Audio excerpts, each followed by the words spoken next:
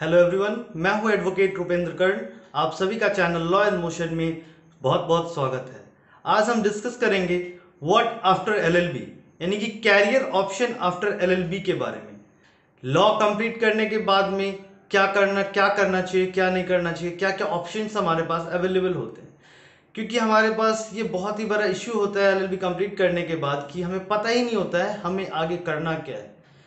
तो एलएलबी करने के बाद में सबसे पहले जो आपने करना है, अगर आप लिटिगेशन करना चाहते हैं, तो वो है कि आपको अपना एनरोलमेंट करवाना है और उसके बाद एआईबी एग्जाम देना है। एनरोलमेंट कैसे करवाना है, एआईबी एग्जाम क्या होता है, क्या सिलेबस आता है, क्या नहीं आता है, कितना पढ़ें कितना नहीं पढ़ें, हर चीज के बारे में दोनों का एक कंबाइंड वीडियो मैंने बना रखा है, जिसका लिंक मैं आपसे शेयर कर दूंगा। आप उस लिंक के थ्रू जाकर के उस वीडियो को देखें और वहां से आपको ये क्लियर हो जाएगा।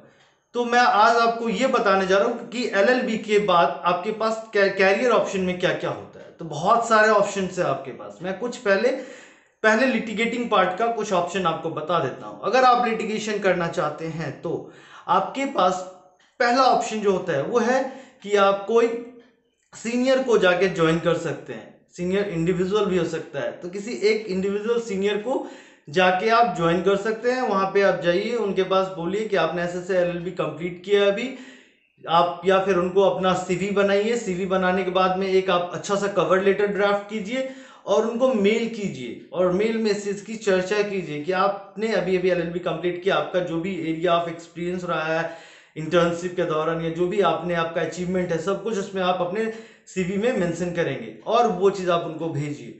फिर इंटरव्यू आपका कंडक्ट होगा और उसके बाद में जब आपका सिलेक्शन हो जाएगा तो वहां पे आप काम कर सकते हैं, या फिर किसी के थ्रू रेफरेंस से डायरेक्टली भी आप जा सकते हैं वहां पे। Because we are Indian, so we mostly believe in jugaad. तो वो छोड़ दीजिए, वो पार्ट अलग है कि आप कहे किसी को पकड़ लिया, अरे लगवा दीजिए, और किसी ने आपका डायरेक्ट लगवा दिया कॉन्टेक्ट से कहीं पे। तो यानी कि ऑप्शन क्या है, पहला वन है कि आप किसी सीनियर के पास लिटिगेशन के लिए जा सकते हैं। दूसरा क्या है, लिटिगेटिंग पार्ट की हम बात कर रहे हैं कि आप कोई छोटे मोटे लॉ फॉर्म या कोई बड़ी सी लॉ फॉर्म जो लिटिगेशन में है, आप वो ज्वाइन कर सकते हैं। कोई भी लॉ फॉर्म जो लिटिगेटिंग लॉ फॉर्म हो, जो प्रैक्टिस के जो कोर्ट प्रैक्टिस करता हो, वो लॉ फॉर्म आप ज्वाइन कर सकते हैं। अगर आप दिल्ली की बात करें तो बहुत सारे वहां पे फॉर्म है। फॉर्म क्या है, ग्रुप ऑफ लॉयर्स वहां पे मिले होते हैं और एक ऑफिस होता है। वहां पे क्या होता है कि वो फिर फर्दर हायर करते हैं बहुत सारे लॉयर्स को केसेस, डिफरेंट केसेस के लिए। तो वो भी लिटिगेट लॉ फॉर्म है बट लिटिगेटिंग होता है। तो ये कंसेप्ट आपके दिमाग में अगर हो कि लॉ फॉर्म का मतलब लिटिगेटिंग नहीं है, तो गलत है। लिटिगेटिंग लॉ फॉर्म भी होता है, तो वहां पे भी आप ज्वाइन करके अपना प्रैक्टिस आगे परस्यू कर सकते हैं। लेकिन उसके लिए मोस्टली रिक्वायरमेंट होता है कि आपका एनरोलमेंट, स्टेट एनरोलमेंट होना चाहिए। और कोशिश करें जहां आपको परमानेंट प्लेस ऑफ प्रैक्टिस जहां आप करेंगे वहीं पे एनरोलमेंट करवाएं आप। अदरवाइज आपको ट्रांसफर के समय में मुश्किल हो सकती है। ये मुश्किल क्या है, 2-4 हजार रुपए एक्स्ट्रा एक्सपेंसेस लगेंगे आपको और दौड़ना पड़ेगा आपको। अगर आप एक स्टेट से दूसरे स्टेट में करवा रहे हैं तो जिस स्टेट में करवा रहे हैं वहां के बार काउंसिल भी जाना पड़ेगा, जहां से करवा रहे हैं वहां भी आपको जाना पड़ेगा। तो ये एक प्रॉब्लम आता है। तीसरा क्या है, अगर आप लिटिगेटिंग से जुड़े हुए हैं तो गवर्नमेंट सर्विसेज में भी बहुत सारे वैकेंसीज आती है। एपीओ के आते हैं, जेएलओ का आता है, जहां पे रिक्वायरमेंट होता है कि आपका एज एन एडवोकेट एनरोलमेंट हो चुका हो, और कहीं में ये भी रिक्वायरमेंट होता है कि आपका एआईबी भी क्लियर हो चुका हो। तो वो एग्जाम के लिए भी आप प्रिपेयर कर सकते हैं। प्रिपरेशन में क्या है नहीं है, इसके लिए जब हम सेपरेट वीडियो बनाएंगे उसमें आपको बताएंगे, प्रिपरेशन के बारे में बताएंगे। दूसरा बात ये है कि जब अगर ये हो जाता है तो अब हम बात करते हैं लिटिगेटिंग की कर रहे हैं। तो लिटिगेटिंग में और भी है कि आप क्या कर सकते हैं, किसी की कंपनी को ज्वाइन कर सकते हैं और कंपनी के लिए जाकर के आप कंपनी का केस लड़ सकते हैं कंपनी से। और क्या कर सकते हैं आप, और जैसे कि मान लीजिए आप पैनल लॉयर बाद में जाके बन सकते हैं। इनिशियली ये आपके लिए नहीं है, आप 2-4 साल जब प्रैक्टिस कर लेते हैं, जब कुछ साल प्रैक्टिस करने के बाद आपका 2-3 साल का प्रैक्टिस होता है, तो कुछ कंपनीज है, जैसे मान लीजिए बैंक है, या फिर जैसे कोई फाइनेंशियल इंस्टीट्यूशन है, या फिर कुछ गाड़ी वाड़ी की कोई कंपनी है, तो वो क्या करता है कि अपने पास सारा लॉयर नहीं रखता है टीम, वो क्या करता है डेलीगेट कर देता है। तो लॉयर पैनल पे हायर कर लेता है और सर हर लॉयर को क्या करता है, सर्टेन केस देता रहता है, और वो आपको पर के सपोज से 10,000, 5,000, 2,000 जितना भी होता है, डिपेंड करता है कौन सा केस आपको मिला है, तो वो आपको मिलेगा। ये कोई मंथली नहीं होता है, डिपेंड ऑन केसेस, कितने केसेस आप कर रहे हो उसको होता है। तो ये भी एक ऑप्शन होता है फ्यूचर में, थोड़ा सा आगे जा करके, ठीक है, ये बिगनर्स के लिए। उसके अलावा क्या ऑप्शन है आपके पास? ये लिटिगेटिंग की बात होगी, और भी इसमें बहुत सारे हैं, इन हाउस काउंसिल होते हैं और भी है, मैं इतना इसमें नहीं बता पाऊंगा। बाद में इसका अगर डाउट हो आप और भी देखें, जो भी आपको लगे कि नहीं ये भी हो सकता है तो बताइए, अब मैं उसके बारे में क्लैरिफिकेशन जरूर दूंगा आपको। दूसरा अगर हम बात करेंगे तो है गवर्नमेंट सर्विसेज की। तो गवर्नमेंट सर्विसेज में बहुत सारे सर्विसेज हैं, और बीएसयू भी हम इसी में इंक्लूड कर लेते हैं, पब्लिक सेक्टर अंडरटेकिंग। तो गवर्नमेंट सर्विसेज में जैसे कि आप जुडिशियरी के एग्जाम दे सकते हैं, लोअर जुडिशियरी के एग्जाम दे सकते हैं। लोअर जुडिशियरी एग्जाम के लिए रिक्वायरमेंट आपका जो है, आप एलएलबी कंप्लीट करके आप सेल्फ प्रिपरेशन भी कर सकते हैं, या फिर बहुत सारे कोचिंग सेंटर है, जैसे दिल्ली की बात करें राहुल्स, लॉ एम्बिशन, इस तरह के कोचिंग सेंटर जहां पे आप जाके ज्वाइन कर सकते हैं। चार्जेस थोड़ा सा हाई होता है, अप्रोक्सीमेटली 2 लाख अराउंड होता है इसका चार्जेस। तो वो आप पे डिपेंड करता है कि आप फाइनेंशियली कितना स्ट्रेंथ आपकी क्या है। अदरवाइज आप सेल्फ प्रिपरेशन से भी कर सकते हैं, बहुत सारे लोगों ने ऐसा किया है।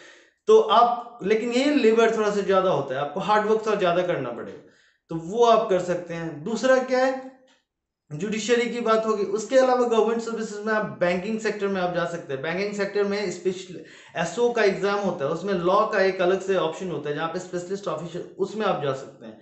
वहां पे उसका आईबीपीएस के थ्रू एग्जाम होता है, वो आप दे सकते हैं। उसके अलावा प्राइवेट बैंक्स डायरेक्ट हायर करती है कई बार, वहां पे आप जा सकते हैं। लेकिन पीएसयू की बात हम करेंगे अब। इसके अलावा जेएलओ का एग्जाम है, बहुत सारे और भी एग्जाम्स होते रहते हैं डिफरेंट। आरबीआई का एग्जाम है, वहां पे वो हायर करते हैं लीगल ऑफिसर को। उसके अलावा अगर आपका इंटरेस्ट अगर यूपीएससी में, तो वहां पे जाके आप लॉ सेक्टर से कर सकते हो, वहां भी हायरिंग होती है। तो हायरिंग क्या, वहां पे आपको कॉम्पिटिटिव एग्जाम, आपको एग्जाम क्रैक करना पड़ेगा बकायदा, आप उसके लिए पूरा प्रिपेयर करेंगे यूपीएससी के जितने भी सिलेबस होते हैं, सेट्स मेंस इधर सब आपको करना पड़ेगा।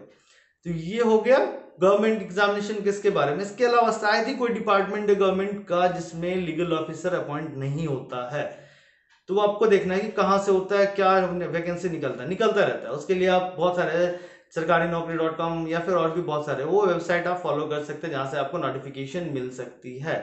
अब ये हो गया गवर्नमेंट। पीएसयू के बारे में बात हम करेंगे, गवर्नमेंट एग्जामिनेशन के बारे में हमने बात किया। पब्लिक सेक्टर अंडरटेकिंग्स एग्जाम जो लेता है, जो कंपनीज है, वो क्या करती है और कैसे हायर करती है।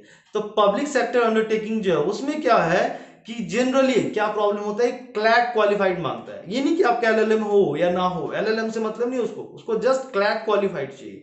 तो इसीलिए कई आप लोगों के लिए मैं सजेस्ट दूंगा क्लैट जरूर दे दे, अगर नहीं दिया तो या अगले साल दे दे। तो उससे क्या होता है, पब्लिक सेक्टर अंडरटेकिंग में पे आउट बहुत अच्छा होता है, और जॉब सिक्योरिटी के एंगल से भी अच्छा होता है, अगर आप जॉब में जाना चाहते हैं तो। पब्लिक सेक्टर अंडरटेकिंग के अलावा प्राइवेट सेक्टर में हम बात करें तो जहां पे पैसा है वो है एमएनसी। एमएनसी में क्या कर सकते हैं आप, लीगल एडवाइजर के लिए अप्लाई कर सकते हैं, असिस्टेंट लीगल एडवाइजर के लिए, वहां भी अच्छा खासा पैसा है। उसके अलावा आउटसोर्सिंग कंपनीज होती है बहुत सारे, वहां पे जाके आप कॉन्ट्रैक्ट रिव्यू के लिए हायरिंग होता है, जहां पे आपको मिनिमम 20,000 से ऊपर ही पेमेंट मिलता है यहाँ पे, तो वो भी आप ज्वाइन कर सकते हैं। अपार्ट फ्रॉम दैट, अगर आप ये एमएनसीज वगैरह में आप क्या होता है, और भी होता है, इंडियन कंपनीज है, वहां भी असिस्टेंट लीगल एडवाइजर हायर करते हैं। कोई भी कंपनी है, बिग बाजार है, रिलायंस है, जितने भी है हर एक कंपनी, तो वहां पे आप कर सकते हैं काम चाहे तो। या फिर लीगल कंप्लायंस टीम होता है एमएनसी में, उसमें आप ज्वाइन कर सकते हैं। उसके अलावा क्या है आपके पास ऑप्शन प्राइवेट सेक्टर में अगर आप हैं तो, कि आप क्या करेंगे कि जितने भी आप अगर छोटे छोटे अगर ये है, आप उसमें अपना एक कुछ साल प्रैक्टिस करने के बाद लीगल एडवाइजर बन सकते हैं, आप कुछ कंपनी का कांटेक्ट में आ करके वो कर सकते हैं। और अगर सोर्स ऑफ इनकम की बात करें, अगर आपकी ड्राफ्टिंग स्किल अच्छी हो जाती है तो किसी दूसरे एडवोकेट के लिए भी आप ड्राफ्ट कर सकते हैं। बहुत सारे ऐसे एडवोकेट होते हैं जिनके पास टाइम नहीं होता है, तो क्या करते हैं, ड्राफ्टिंग वर्क आउटसोर्स कर देते हैं। तो आपका अगर टीम ऐसा हो या आप खुद भी अगर मान लीजिए आप एफिशिएंट है, तो आप ड्राफ्टिंग करके भी अर्न कर सकते हैं वहां से। तो ये भी एक ऑप्शन है। उसके अलावा क्या है कि आपका लिटिगेशन मैंने बता दिया, आपको मैंने पीएसयू के बारे में बता दिया, आपको मैंने एमएनसी के बारे में बता दिया, आपको मैंने प्राइवेट कंपनीज के बारे में बता दिया। इतनी सारी बातें तो आपको मैंने बता दी। इसके अलावा भी बहुत सारे ऐसे फील्ड है जो छूट गया होगा, क्योंकि बहुत सारे ऐसे चीजें हैं जो आप सोचिए। नॉन लिटिगेटिंग लॉ फर्म, जो मैं भूल गया, नॉन लिटिगेटिंग लॉ फर्म भी बहुत इंपॉर्टेंट है, और आज के डेट में बहुत बड़ा मार्केट है इसका, जहां से आप सोर्स ऑफ इनकम अर्न कर सकते हैं। लिगेसिस, अमरचंद, मंगलदास, हर किसी का नॉन लिटिगेटिंग लॉ फॉर्म है। लूथरा एंड लूथरा लिटिगेटिंग के साथ में नॉन लिटिगेटिंग लॉ फॉर्म भी है इनका, और नॉन लिटिगेटिंग लॉ फॉर्म में पे आउट बहुत अच्छा होता है फ्रॉम द बिगनिंग। ऑल्दो आपका इंटरेस्ट मैटर करता है, ये नहीं है कि वो अच्छा नहीं है वो अच्छा नहीं है, डिपेंड करता है आपका इंटरेस्ट किस में। अगर नॉन लिटिगेटिंग में इंटरेस्ट है तो आप इस फील्ड में भी जा सकते हैं। इसके लिए अप्लाई कैसे करना है, how to apply law form करके मैंने एक बनाया हुआ है वीडियो, वो आप देखिए, उसमें मैं लिंक उसका भी शेयर कर दूंगा। दोनों लिंक मैं आपसे आज शेयर कर देता हूँ, आप जरूर देखें इसको। और सीवी जरूर अच्छे से बनाएं, एंटायर किसी भी चीज के लिए। प्राइवेट सेक्टर में अगर आप जा रहे हैं स्पेशली या पीएसयू में, तो आपका टेस्ट वगैरह होता है, वो तो बाद में होगा। स्क्रीनिंग होता है ऑन द बेसिस ऑफ आपका एप्लीकेशन, यानी कि आपका कवर लेटर और आपका सीवी। तो ये बहुत जरूरी है कि एक अच्छा सा सीवी आपका ड्राफ्ट हो, एक बहुत अच्छा कवर लेटर आपका ड्राफ्ट हो। और ये अगर ऐसा नहीं है तो स्ट्रिक्टली लीगल का एक पेज है जहां पर ऑलरेडी उन्होंने शेयर किया हुआ है ये सब चीजें, तो आप वहां से देख लीजिए। मैं कोशिश करूंगा कि उसका भी लिंक बाद में शेयर कर दूं। Thank you so much.